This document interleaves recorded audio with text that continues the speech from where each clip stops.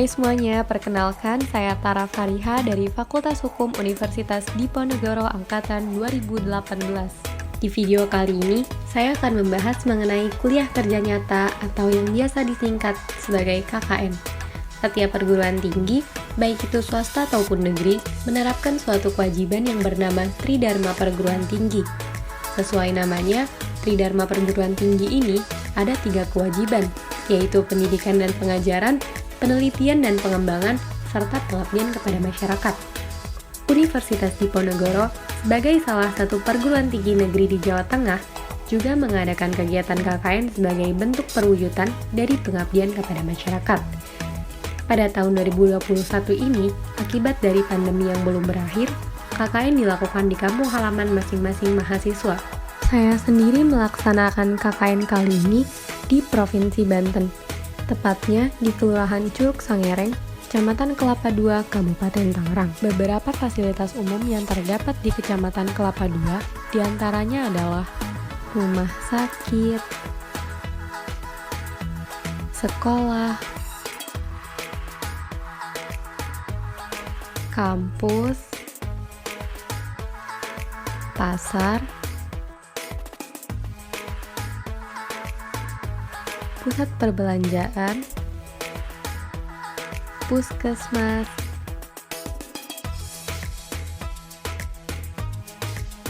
pertokoan, SPBU, dan lain-lain.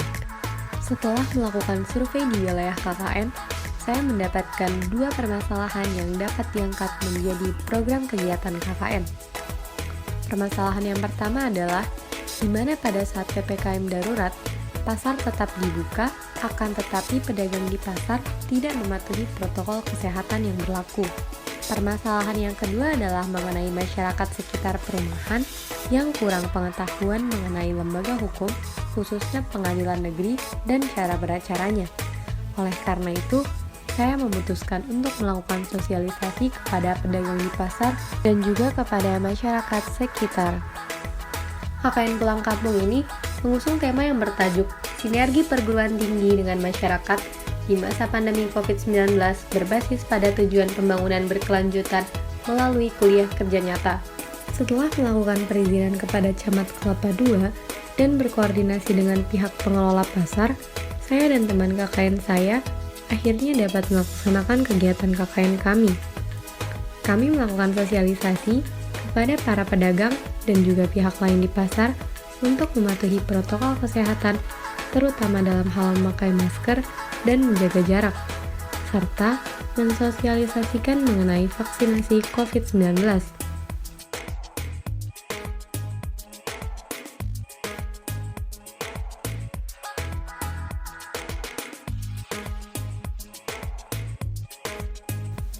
Untuk menghindari kerumunan, sosialisasi ini dilakukan dengan cara menempelkan poster di sejumlah lokasi di pasar dan membagikan starter kit yang berisi brosur edukasi COVID dan vaksin, vitamin, masker, dan hand sanitizer.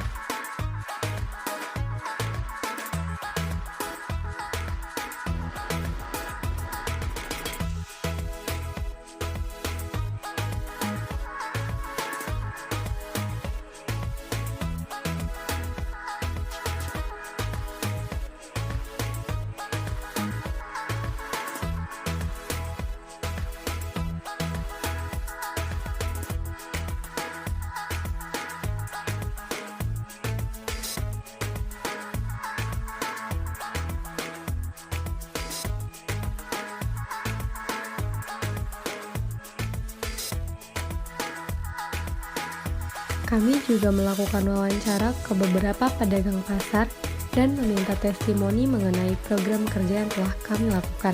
Salah satunya adalah seperti yang berikut ini.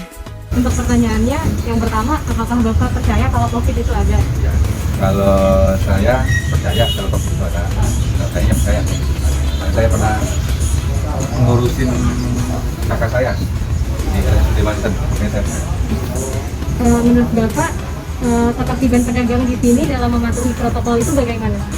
Kalau ngomongin tertib, namanya di pasar kan orang kan beragam. Pasti kebanyakan ada yang suka dengan aturan, tertib, ada juga yang enggak. Ya, kalau kayak sekarang kalau namanya di pasar jarang lah seperti itu.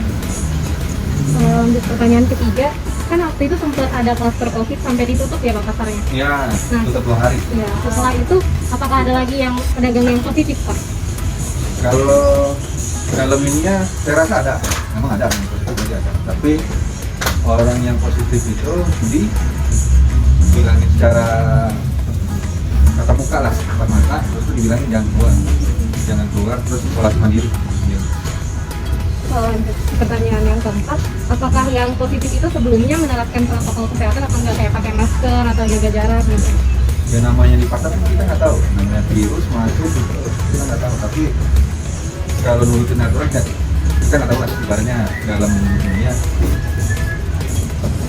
nggak tahu kenanya di mana. Kalau materinya pasti ada satu, tapi nggak semuanya. Itu makanya kalau yang kena, berarti udah takdirnya kena, udah nasibnya yang kena.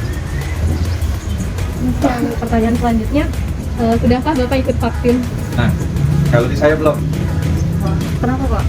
soalnya nggak tahu ya. Tapi ini saya belum aja. Kenapa belum? Puskesmasnya masih ramai. Itu aja lah. Menurut Bapak, vaksin itu penting apa enggak? Ya, dari kecil sampai gede pasti kita divaksin. Ya, dari kecil sampai gede kita harus divaksin. Ya seharusnya penting sih sebenarnya. Ya saya aja yang belum. Tapi kalau ini vaksin itu ya, namanya kita dari kecil udah divaksin, harusnya vaksin. Lanjut pertanyaan ketujuh ya Pak. Apakah dari pedagang maupun masyarakat ada kemajuan dalam menerapkan prokes setelah program kemarin dilaksanakan? Ya kalau program yang dilakukan kemarin ya alhamdulillah berjalan. Tapi ya namanya masyarakat yang harus ibaratnya aturan sama itu tuh harus ada yang berkembang apa. Ya, ibaratnya harus inilah ibarat apa? Harus patuhin. Kita juga harus patuh. Iya. Jadi nggak biar cepat COVID-nya hilang. Ya. Dari kami sekian gitu aja pertanyaannya Pak. Ya. Terima kasih.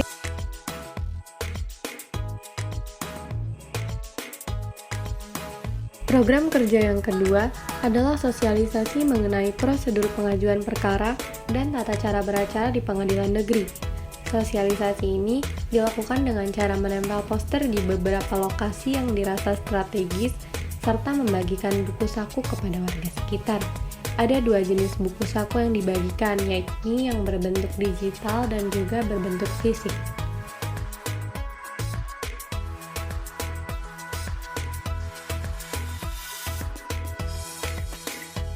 Setelah melaksanakan program kerja yang kedua, saya juga melakukan wawancara dengan Ketua RW 04 dan meminta testimoni dari program yang telah saya jalankan. Berikut ini adalah hasil dari wawancara yang telah dilaksanakan. Tahu nggak sebelumnya prosedur pengajuan perkara di pengadilan negeri itu bagaimana? Ya emang sebelumnya jujur belum tahu karena memang kebetulan belum pernah berperkara di pengadilan baik negeri ataupun di tingkat legislatif. Menurut Bapak penjelasan di buku saku ini mudah dipahami atau enggak? Ya, kalau menurut saya sih ini sudah cukup jelas ya, sudah dipahami juga. Memang di sini ada macam-macam ya, ada dari pidana, ada banding, ada kasasi dan sebagainya. Cukup komplit. Menurut Bapak bermanfaat atau enggak buku saku ini? Tentu ini sangat bermanfaat apalagi oleh banyak orang yang sedang perkara ya, atau yang sedang membutuhkan layanan pengadilan, tentu ini sangat bermanfaat. Harapan Bapak dari sosialisasi mengenai materi ini apa yang Bapak pilih? Baik, kalau harapan saya tentu kiranya dengan sosialisasi ini atau dari KKN ini dapat membawa berkat ya, atau dari orang yang tadinya belum tahu menjadi lebih tahu, dari yang nggak paham menjadi lebih paham, dan juga dari ke depan juga orang yang berperkara di pengadilan ini semakin sungguh-sungguh dapat mendapatkan pengadilan seperti yang mereka harapkan. Ya, Pak, dari saya makasih banyak. Sama-sama, sukses ya.